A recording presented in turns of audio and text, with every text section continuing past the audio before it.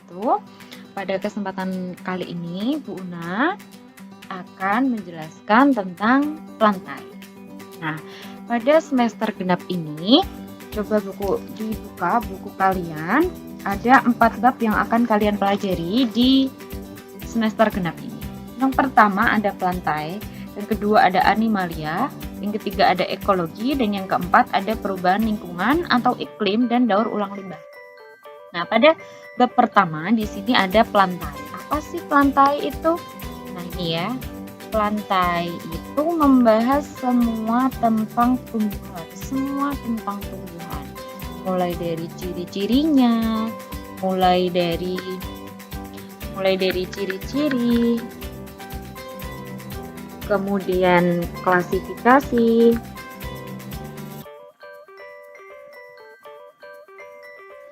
kemudian cara hidupnya atau reproduksinya, cara dia berkembang biak seperti apa. Nah, itu dipelajari di bab plantae, ya. Nah, apa aja sih yang ada selain itu di bab plantae? Kalian buka halaman 5 di LKS kalian masing-masing, ya. Nah, apa sih yang dimaksud dengan kingdom plantae? Kalian bisa lihat di keterangan di sini ya, sambil kalian simak di LKS kalian. Kita lihat apa itu kingdom plantae. Kingdom plantae atau yang lebih dikenal dengan tumbuhan ialah salah satu organisme eukariotik multiseluler yang mempunyai dinding sel dan klorofil. Oke, sampai sini dulu. Ada beberapa istilah yang mungkin kalian masih belum tahu ya. Apa itu eukariotik? Apa itu multiseluler? Nah, eukariotik itu adalah sel yang mempunyai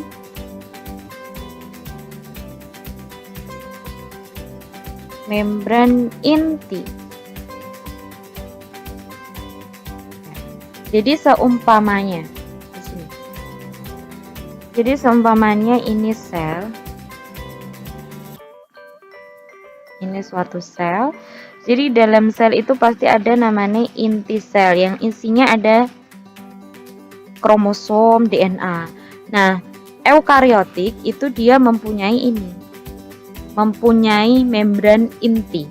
Kalau yang luar namanya membran sel. Tapi yang membran yang membatasi inti dengan sitoplasma itu namanya membran inti, ya. Jadi plantae termasuk eukariotik. Kemudian apa yang dimaksud dengan multiseluler? Multi itu artinya banyak, ya, lebih dari satu, banyak. Kemudian seluler itu sel, dia terdiri dari banyak sel. Karena ada beberapa organisme yang dia uniseluler. Uni artinya satu, seluler artinya sel. Berarti dia satu sel aja. Tapi kalau plantae itu terdiri dari banyak sel. Nanti sel membentuk jaringan organ, sistem organ, dan organisme membentuk suatu plantae. Nah, contoh yang uniseluler itu contohnya kayak amoeba proteus, itu cuma satu sel dan hanya bisa dilihat menggunakan mikroskop. Kalau sudah multiseluler berarti sudah bisa dilihat walau tanpa mikroskop, ya. Lanjut, apa itu klorofil? Klorofil yaitu zat hijau daun yang fungsinya untuk fotosintesis, yang sehingga tumbuhan mampu membuat makanannya sendiri atau yang sifatnya autotrof. Jadi klorofil itu warnanya hijau yang menyebabkan tumbuhan itu berwarna hijau, ya. Zat hijau klorofil bisa digunakan untuk melakukan fotosintesis. Jadi tumbuhan itu merupakan organisme yang mandiri karena dia bisa membuat makanan sendiri melalui fotosintesis. Fotosintesis adalah proses pembuatan makanan melalui dengan bantuan cahaya matahari. Selain cahaya matahari, nah cahaya matahari ini diserap oleh klorofil. Jadi yang tidak punya klorofil berarti tidak bisa melakukan fotosintesis. Ya, fotosintesis hasilnya berupa C6H12O6 atau biasa disebut glukosa dan O2 atau oksigen. Jadi hasil fotosintesis adalah oksigen sama glukosa. Glukosa akan dipecah menjadi energi melalui proses respirasi. Kemudian, karena dia itu punya klorofil, jadi ini yang membedakan antara kingdom plantae dan kingdom animalia atau hewan yang kalian pelajari nanti di bab selanjutnya. Perbedaan lainnya dari kingdom plantae tidak bisa bergerak bebas seperti kingdom animalia. Plantae ini kan tumbuh-tumbuhan, segala jenis tumbuhan. Pasti kalian tahu lah, gak ada tumbuhan yang bisa bergerak seluasan hewan. Karena tadi dia itu punya dinding sel ini ya, salah satunya. Dinding sel ini sifatnya rigid atau kaku, karena dia terdiri dari selulosa. Atau serat lah kalian nyebutnya ya. Jadi dia kaku, kemudian dia juga punya akar kan, plantae. Tumbuh-tumbuhan, jadi dia pasti nggak bisa gerak, tidak sefleksibel hewan. Hewan tidak punya dinding sel. Nah, tadi udah ada sedikit penjelasan tentang apa itu kingdom plantae. Sekarang ciri-ciri kingdom plantae. Ciri-ciri kingdom plantae atau tumbuhan. Jadi kingdom itu suatu kayak kerajaan gitu ya. Kingdom kan urutan taksan itu ada kingdom, divisi, kelas, ordo, family, genus, spesies. Spesies paling kecil. Contoh spesies itu Oryza sativa atau padi. Nah, kingdom ini kerajaannya kayak gitu. Ciri-ciri kingdom plantae apa aja sih? Dia mempunyai ciri-ciri khusus yang menjadikan kingdom yang satu ini berbeda dengan kingdom animalia. Apa aja sih? Tadi sih udah ada yang Bu Una jelasin di depan ya. Yang pertama, pada dinding sel yang tersusun oleh selulosa. Tadi juga udah tak jelasin. Selulosa kalian gampangnya itu serat. Jadi kalian kan butuh serat karena itu dia serat itu terpenuhi dari buah atau sayur. Ya, itu termasuk tumbuhan yang kalian tidak bisa dapatkan di hewan. Kemudian dia mempunyai klorofil yang fungsinya untuk fotosintesis. Tadi juga sudah Bu Una jelaskan. Karena mempunyai klorofil, oleh karena itu kingdom plantae yang bersifat autotrof. Autotrof itu bisa membuat makanan sendiri, ya, dengan bantuan cahaya sinar matahari. Jadi cahaya sinar matahari ditangkap oleh klorofil, kemudian dihasilkanlah suatu hasilnya tadi glukosa. Kemudian dia itu eukariotik, tadi dia mempunyai membran inti. Kemudian bersifat multiseluler, terdiri dari banyak sel, jadi bisa dilihat pakai mata langsung. Kemudian dapat menyimpan cadangan makanan dalam bentuk amilum, ya, amilum atau pati. Kemudian dapat mengalami pergiliran keturunan dalam siklus hidupnya. Nah, ini tidak semuanya dari kingdom plantae bisa, tapi khusus pada Bryophyta. Nanti pas klasifikasi atau lumut sama Pteridophyta.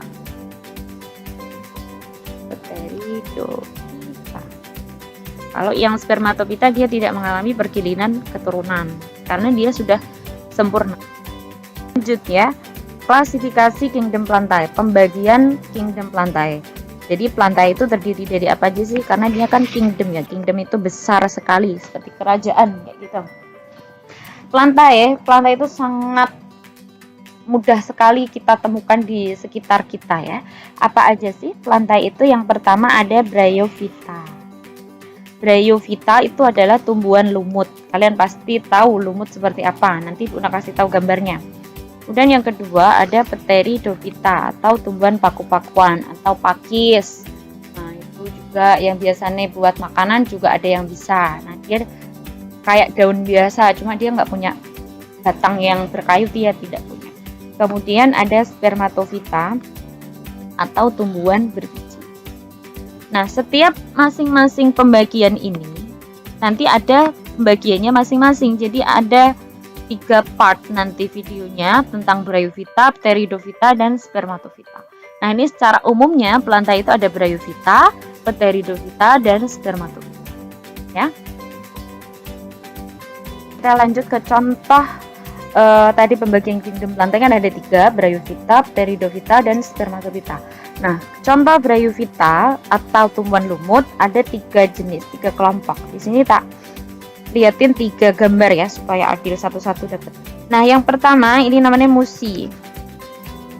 Kalian bisa lihat di LKS kalian ya. Nanti ada keterangan lebih lanjut, cuma ini tak liatin gambarnya aja. Atau lumut daun. Lumut daun. Kemudian yang ini nomor 1, nomor 2, nomor 3. Yang nomor 2 ini adalah Hepaticopsida atau lumut hati. Ya, lumut hati ini lumut daun karena ini kan lebih strukturnya kayak daun yang bercabang-cabang. Nah, ini lumut hati. Kalau yang terakhir, yang ketiga, ini Anthocerotopsida atau lumut tanduk. Ini lebih pembagiannya lebih ke bentuknya aja sih sebenarnya. Nah, ini kan dia punya tanduk yang isinya ini adalah spora. Nah, ini bentuknya kayak hati. Walaupun nggak mirip tapi dia lebih kayak hati. Nah, ini lumut daun. Jadi coba dilihat di sekitar kalian, mungkin ada yang ada, tapi yang paling mesti ada itu yang lumut daun. Kalau lumut hati, kalau kalian nggak jeli pasti nggak. Lanjut ya. Contoh Pteridophyta.